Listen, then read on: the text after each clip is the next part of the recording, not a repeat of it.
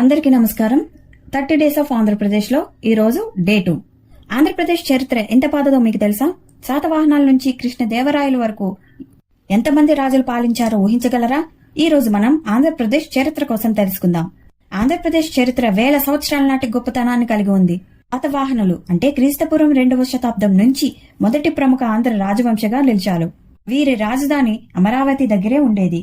ఆ తర్వాత ఇక్ష్వాకులు, పాలవులు, చాళులు, కాకతీయులు, విజయనగర సామ్రాజ్యం వరుసగా మన భూమిని పాలించాయి. ప్రత్యేకంగా విజయనగర సామ్రాజ్యం కాలంలో శ్రీకృష్ణదేవరాయలు సువర్ణ యుగాన్ని తీసుకొచ్చారు.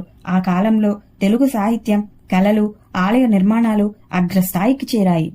ఆధునిక చరిత్రలో 1953లో ఆంధ్ర రాష్ట్రం మద్రాసు నుంచి విడిపోయింది.